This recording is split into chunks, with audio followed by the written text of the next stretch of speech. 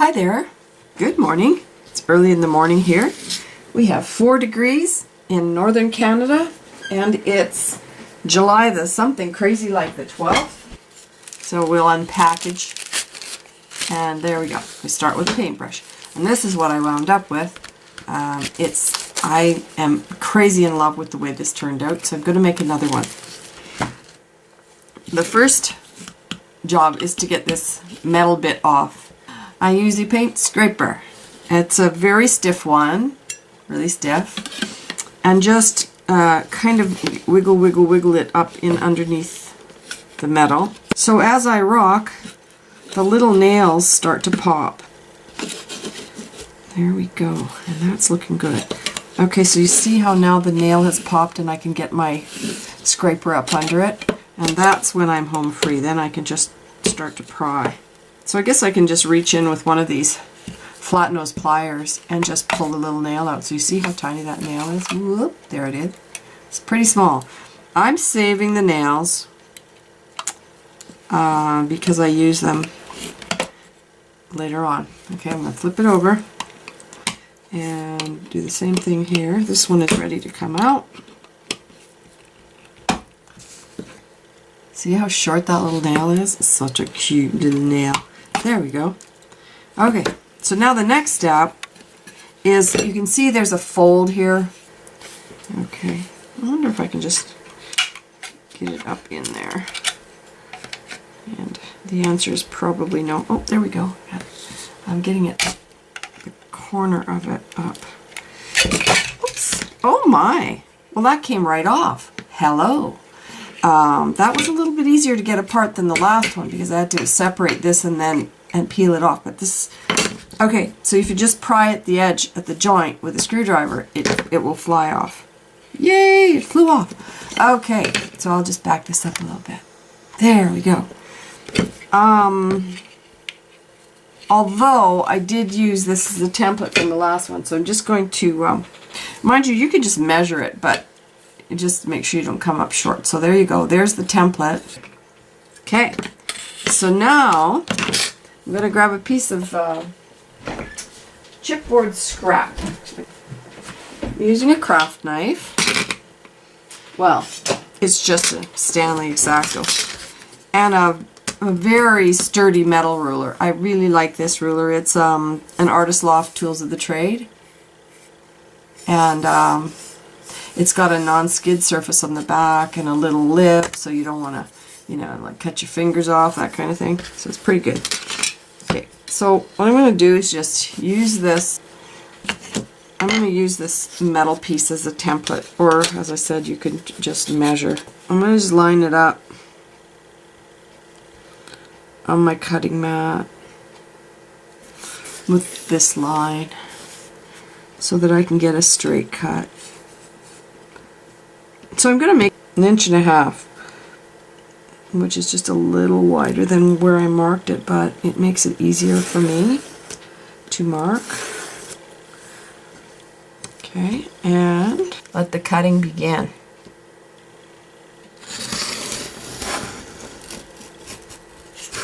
There. Okay. And then I'll just cut this piece going this way.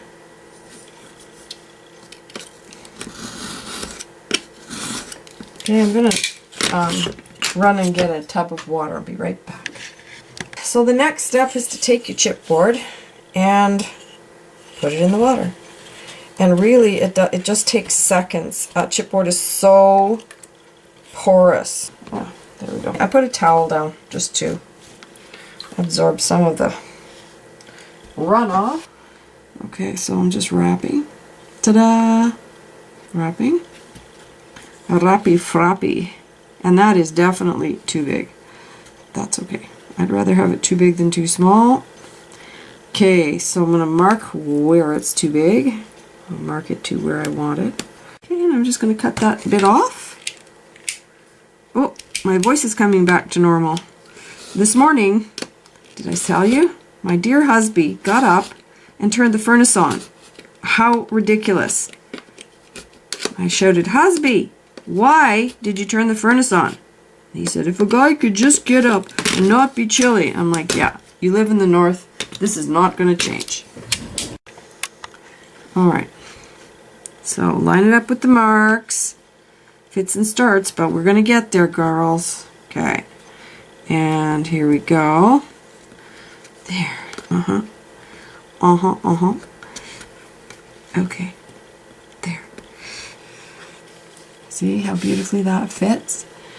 Now, I'm going to go back, put some glue on the handle. So open up the glue. Hopefully this time it'll flow a bit better. Nope. Oh yes, that's better. Okay. This is the Crafter's Pick, the ultimate glue. And man, this stuff sticks. I love it.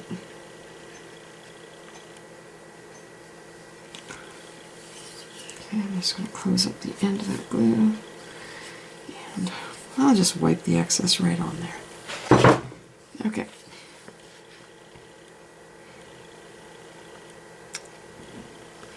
So I'm thinking I probably don't even really need to mark where the nail goes, because I just don't think I do.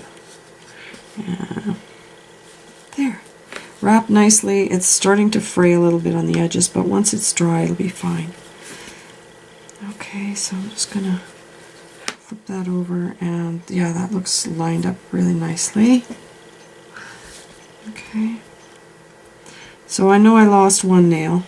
It flew away. But that's alright. I'm just going to go ahead and put 2 in on this side, and then I'll go searching for the nail. So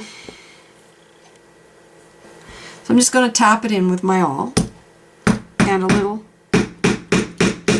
handy dandy hammer that I have here in my craft room. Here's the little nail. And I'll give it 2 taps. It's in. Set it and forget it, as they say. Okay. And right about there. That looks right.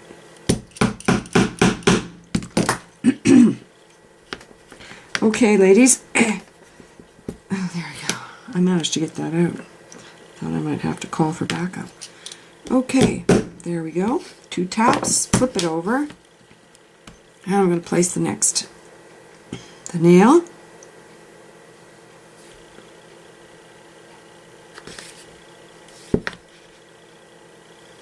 Right about there.